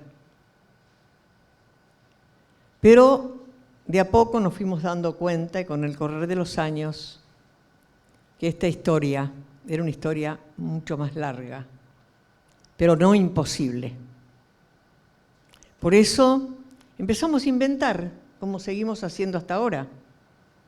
Nuestra casa de abuelas es una casa de movimiento, de invención y cambio permanente, porque la estrategia nuestra fue poder hacer en ese momento lo que podíamos. Una oportunidad social y política de lo posible, pero siempre con un solo camino y un solo objetivo, sin nunca declinarlo en ofertas, porque ofertas tuvimos, si hacen una ley de perdón, les decimos dónde están sus nietos. ¿Qué respuesta tuvieron esos indeseables? Nunca vamos a negociar el encuentro de nuestros nietos, porque queramos mirarlos con la frente alta y decir que nunca vendimos la sangre de sus padres. O sea que había que buscar con lo que se nos diera, pero no con negociaciones espurias, con dinero que se nos pedía. De hecho, algunas abuelas las dieron, cada una por ahí caía en esa tramposa información. Y fuimos tomando durante la dictadura lo que podíamos hacer, saliendo del país, tomando precauciones. Ya existían otros organismos que nos protegían, abogados que nos esperaban a la bajada del avión para ver si llegábamos, porque han secuestrado gente arriba del avión. Forti. Forti. Claro, Forti. Y otra mamá también. Bueno, entonces teníamos miedo, sí, pero a ver, era algo que cuando uno entierra a un hijo o la otra sabe que si a ella le pasó eso, a mí, ¿qué me espera? Y la ilusión de que vuelva con vida se iba diluyendo, decíamos, lo peor ya me pasó, lo peor. Lo peor. Entonces, ¿qué me importa? ¿Tendré miedo? Bueno, a superarlo. Cuando yo entré por primera vez a la Plaza de Mayo para esas marchas de los jueves, yo habré ido en los primeros meses del año 78, ya habían empezado en el 77, yo temblaba como una hoja. Yo no en mi vida había ido a manifestaciones porque no me gustaban, a marchas porque disparaba de los grupos, así que protestas que siempre las hubo, obreros, estudiantes. ¿Por qué temblaba? Porque lo que veía era el horror. Caballos con policía montada y con armas en sus manos, carros de asalto, perros que se nos venían encima y acoso. Entonces yo temblaba y me dijeron, caminá, Estela, que no nos va a pasar nada. Y bueno, desde entonces estoy caminando. Pudieron pasar cosas. En el año 2002 me quisieron matar. Democracia. Por suerte las balas se corrieron para otros costados que no era mi cuerpo y aquí estoy. Pero no tuve miedo tampoco porque les dije a la prensa, lo peor ya me pasó. Lo peor ya me pasó. Lo mejor hay que conseguirle, buscar los nietos. Buscar verdad, tener memoria y conseguir justicia. Aún en dictadura nos manejamos con la justicia, con esos recursos de habeas corpus, visitando jueces, porque sabíamos que muchos podían haber entregado, jueces de menores, nuestros nietos.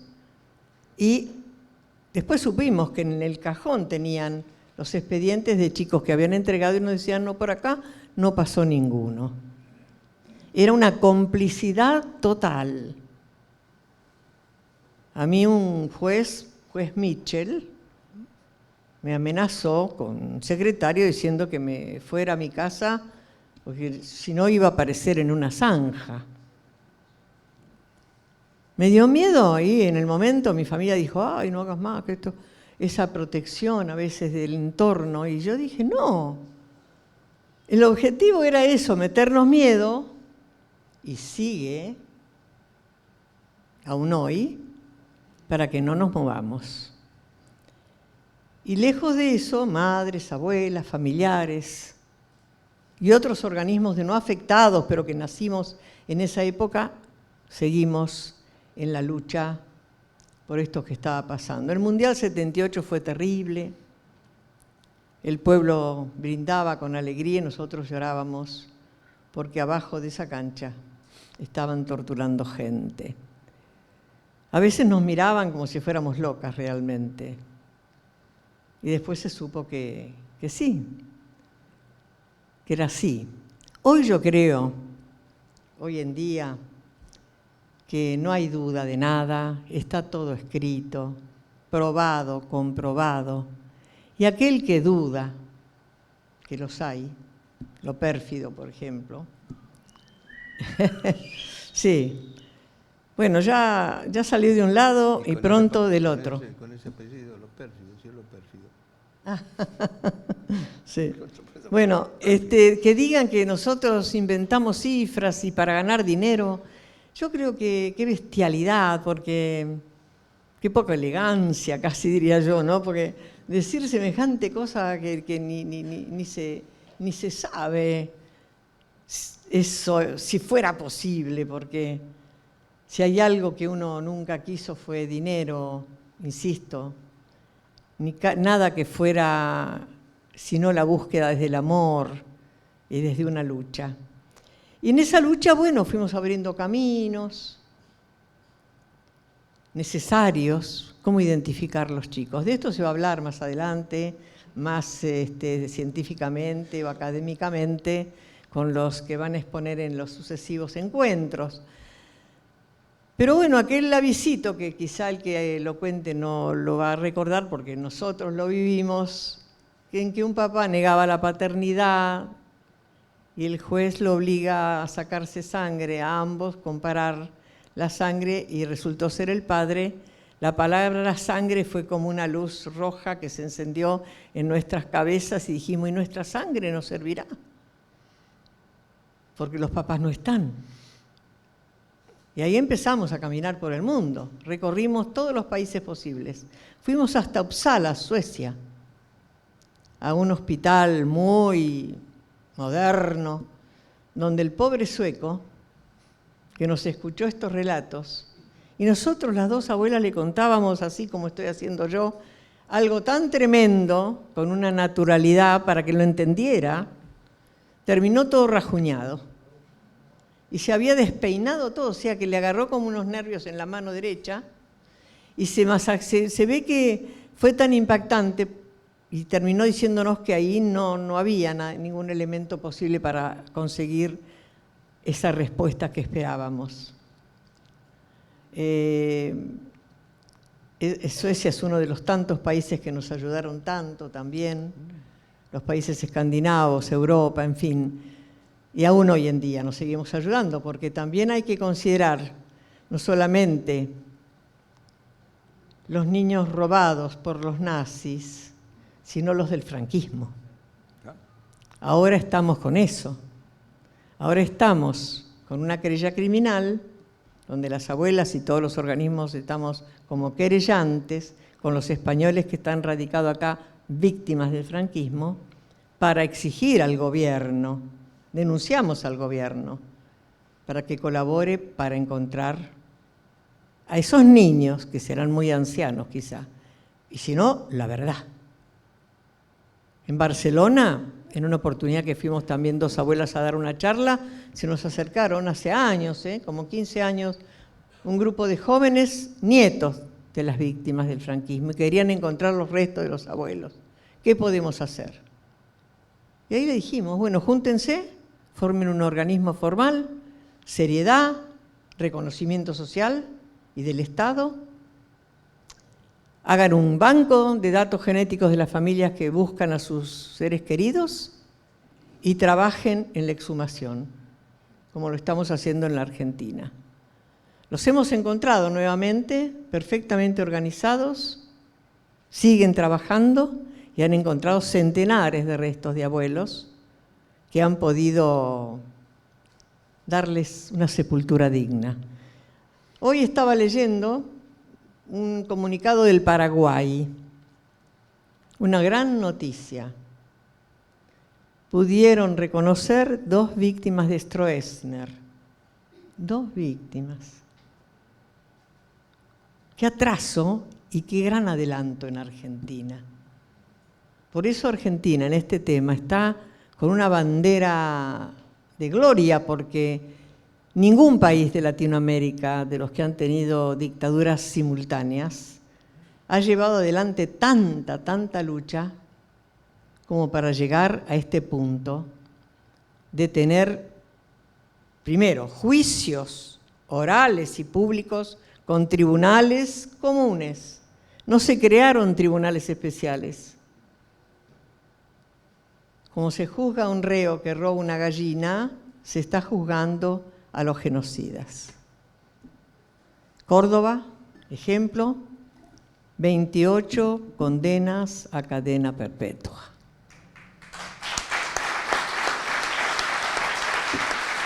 Eso es un ejemplo para nuestro país, para los países de Latinoamérica y para el mundo. Sin violencia, llevamos 39 años de lucha, con paciencia, perseverancia, confianza, fe.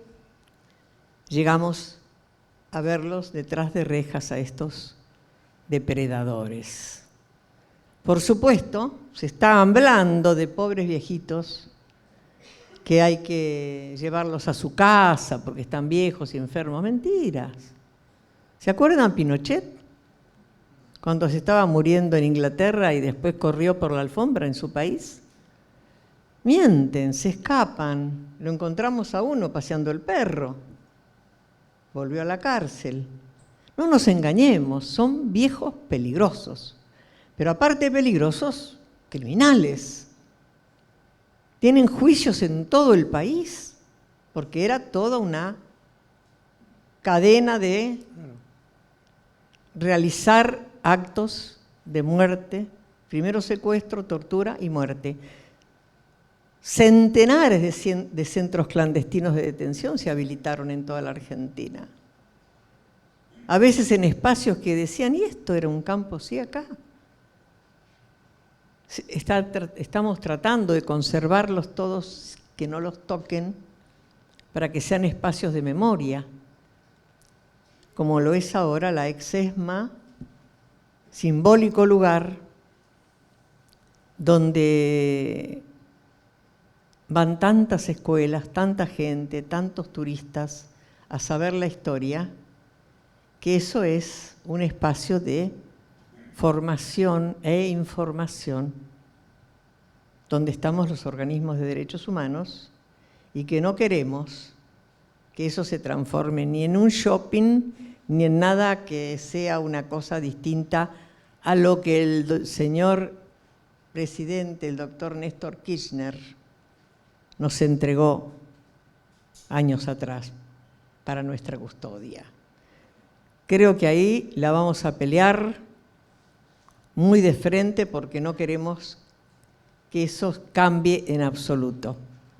Para bien sí, pero dentro del plan en el que nos hemos propuesto de que ese lugar no es un cementerio, es un lugar de vida como eran nuestros hijos, con alegría, y si hay que hacer un concierto se hace, y una charla, una demostración, exposiciones, todo lo que sea vivo, visible y que sobre todo los niños respetuosamente se informen de lo que pasó.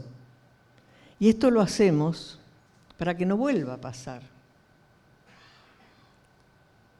Creamos el banco de datos genéticos, está en nuestra sangre, por suerte, intocable, ¿eh? No lo toca nadie ni hoy. Conseguimos la CONADI, que es el espacio de abuelas dentro del Estado, no lo toca nadie. Y a las abuelas hasta ahora tampoco nos tocan. Porque si pudieran lo harían quizá, ¿no? Pero nosotros, eso de recorrer el mundo, transmitir al mundo, participar en actos de todo tipo de derechos humanos, de defensa de la mujer, de la infancia, de las condiciones de las cárceles, todo eso que hemos estado activas también y lo estamos todavía por la droga, en fin, esas mujeres que luchan, se nos ha hecho muy conocidas en el mundo y respetadas. Y si en nuestro país no se nos respeta, entonces eso nosotros lo sabemos, vamos a seguir. Ayer recordamos a los desaparecidos de toda Latinoamérica y el mundo, el día 30, es una fecha especial, y también ahí, también la alegría de ver gente amiga, de ver el fervor de una militancia de todos, de la edad que tengamos, hace que uno diga, bueno, con esto hay que seguir arando, hay que seguir haciendo. Efectivamente, nosotros somos parte de la Convención Internacional por el Derecho del Niño, en esos artículos que hay, está el 11 también, que lo consideramos nuestro, y eso fue armado en el primer gobierno constitucional y luego aceptado e introducido como artículos, que los llaman los artículos argentinos. Todo el avance en Naciones Unidas fue viajes permanentes, cotidianos hasta a veces 2 veces por año, a la OEA en Washington. Recorrer meses para contar las historias en países como Canadá, Estados Unidos. La historia es enorme. Yo tengo las neuronas ya muy gastadas porque toda esa historia impregnada que es lo que a uno le da la posibilidad de saber cada día más cómo tenemos que hacer las cosas, es muy fuerte. Dejábamos todo. Nuestros maridos se quedaron a cargo de los hijos que quedaban y de esperarnos. Cuando nos preguntan dónde estaban los padres, dónde estaban los abuelos, esperándonos. Lo peor, el que espera, desespera. No sabían ellos si volvíamos. Nosotros sabíamos lo que estábamos haciendo y lo que nos podía pasar, pero bueno, es otra situación. El que espera, es tremendo el sufrimiento que tiene y asumir cosas que nunca hizo. La tomaron a su cargo, la hicieron, se nos fueron antes. Los hombres son más frágiles. Sufrieron mucho, se nos fueron antes, pero son los héroes de nuestra historia. Por eso cuando nos preguntan por padres y abuelos, son los héroes anónimos de nuestra historia.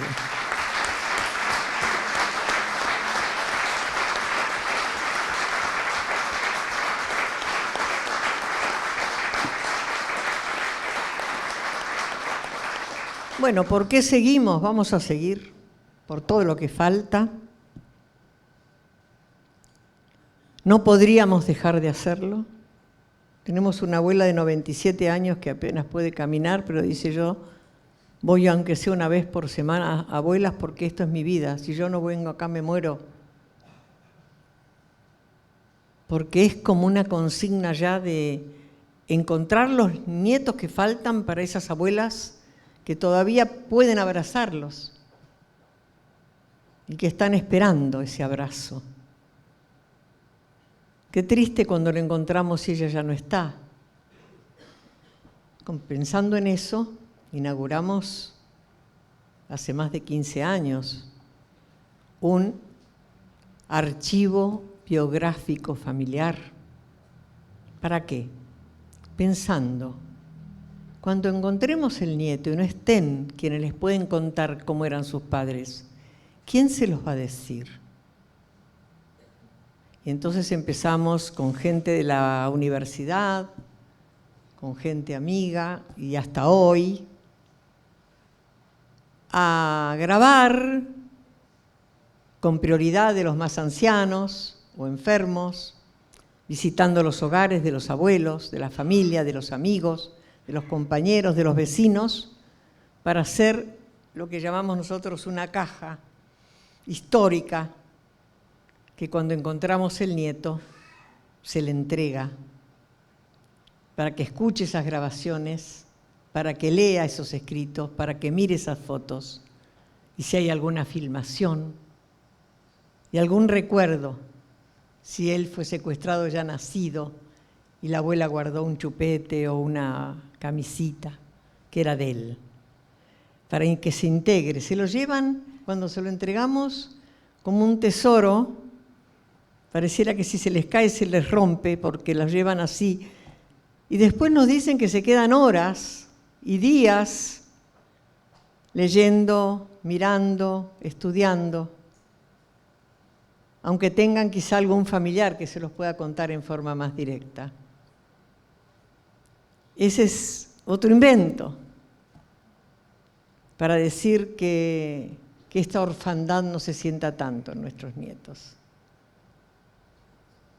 En la jurisprudencia abrimos muchos caminos de buenas resoluciones judiciales. Hay libros escritos por nuestros abogados. Pronto vamos a hacer otro. En la psicología hemos abierto caminos inéditos. Los psicólogos no sabían atender chicos víctimas de secuestro por razones políticas. ¿Cómo tenían que atenderlos? Sin embargo, hoy nuestros equipos tienen experiencia, han formado nuevas personas, han escrito sus libros, viajamos al exterior con ellos a enseñarle a las comunidades que nos buscan, nos esperan y nos llaman, ¿qué hicimos? ¿Qué hicimos? ¿Cómo queremos seguir encontrando, dando difusión? Esto tiene que tener visibilidad.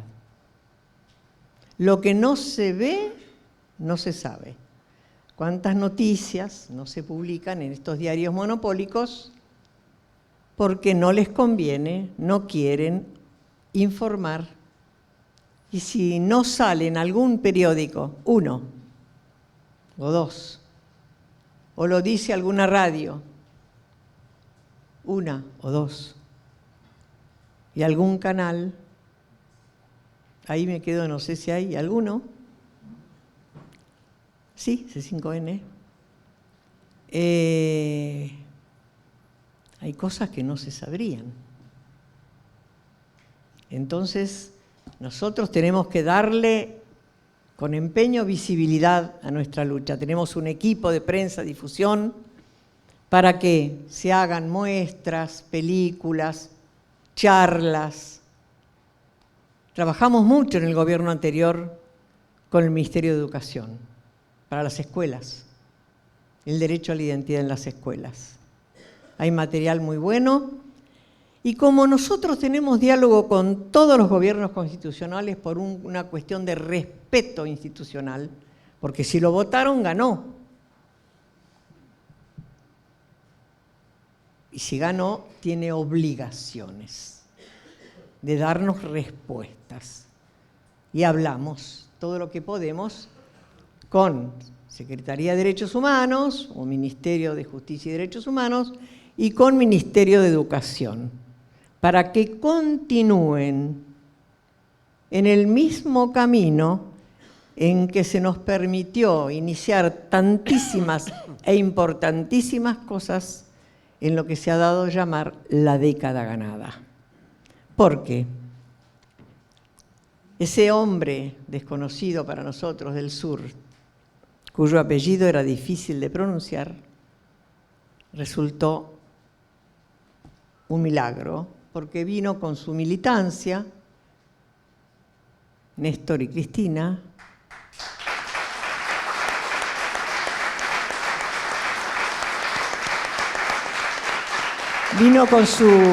vinieron los dos con su militancia a flor de piel. Claro, quizá Cristina y Néstor caminaron por las calles de La Plata junto a Laura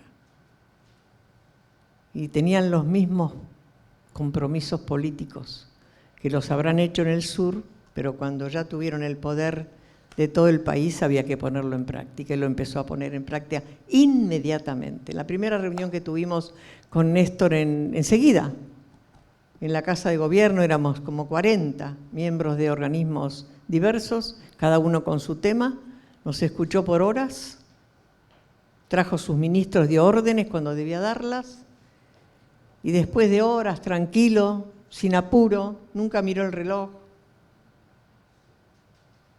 nunca se fue al baño y volvió. No. Dijo, todo lo que ustedes me piden hay que hacerlo, todo. Pero tenemos que empezar por la justicia, porque sin justicia nada de lo demás va a salir. Y es cierto. Y bueno, cambió la Suprema Corte, derogaron las leyes de punto final y obediencia debida, y todo lo que fueron haciendo, con nuestra presencia, nuestra participación, nuestro compromiso, no político, partidario, sino de gestión. Si este gobierno, cualquier gobierno, hace algo bueno, lo vamos a festejar, lo vamos a aplaudir. Yo estoy con las manos así todavía.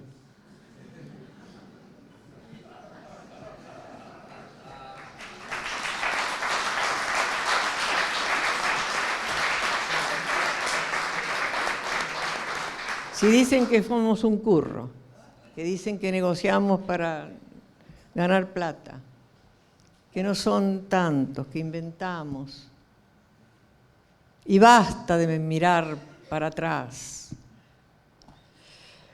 y tantas cosas más. Pero nosotros somos respetuosos, las abuelas vamos a seguir dialogando todas las veces que sea necesario, lo estamos haciendo. Se nos está dando respuestas. La CONADI avanza, cada día hace más cosas, a pedido de la CONADI, nuestro, por supuesto. El banco impecable, con recursos. Y después veremos qué pasa con educación y todos esos lugares donde hemos tenido cabida. La parte presupuestaria que estaba en duda ya está arreglada. Porque estaba dentro del proyecto económico de este año. No es dinero de nadie, es dinero de nuestros impuestos, eso es lo que viene después y nos ayuda a seguir trabajando y a seguir creciendo. Para nosotros es una alegría trabajar. Las abuelas somos alegres. Siempre que podemos estamos festejando algo, algún cumpleaños, algún nacimiento, algún casamiento, algún triunfo, ni hablar cuando encontramos un nieto. Es una fiesta y una alegría enorme. Y uno siempre piensa, ¿y cuándo el mío? De aquellas abuelas que todavía no. Me tocó a mí. Y hace 2 años llegó el milagro. Y van a llegar otros milagros, porque hay optimismo, hay fe, hay confianza, hay lucha, y nunca nos han derrotado, porque tampoco nunca nos hemos ido. Cuando decimos volveremos, porque estamos. Gracias.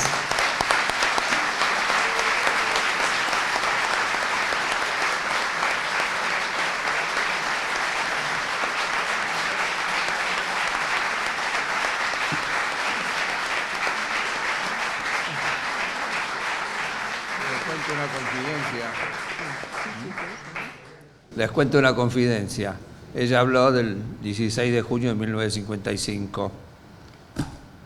Somos también veteranos de la guerra del 14, los dos, entonces yo estaba en esa época. No te atreves. Estábamos haciendo la conscripción, el servicio militar. ¿Saben dónde? En la Casa de Gobierno. Así que me aguanté el bombardeo. Sí, porque... Sí, me salvé porque la bomba no explotó. Una bomba que talaban todas las fotos, ¿vio? Que cayó sobre la calle, frente a la plaza. Sí. Bueno, nosotros estábamos en esa ala y la bomba pega ahí en la puerta grandota y se cae. Y la mirábamos así a ver si cuando explotaba. Ay, por Dios, no. Pero Bueno. venían las Catalinas, eran los aviones. Los Catalinas venían desde el río, tiraban las bombas, daban la vuelta por allá por el municipio y nos ametrallaban a todos, es decir, con la ametralladora. No, fue terrible eso. Sí, ahora las bombas vienen de Clarín, Sí. de La Nación. Son otras, por suerte, que podemos responderlas. Sí. Las otras bombas nunca las responderíamos, ¿no? Sí.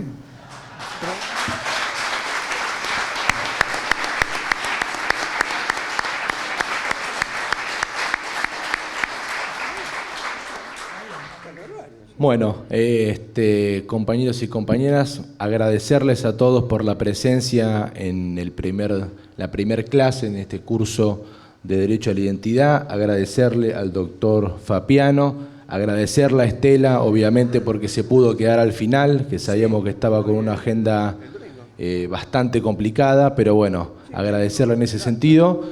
Y obviamente los esperamos a todos la semana que viene, el miércoles, para continuar con el curso en la segunda clase. Muchas gracias.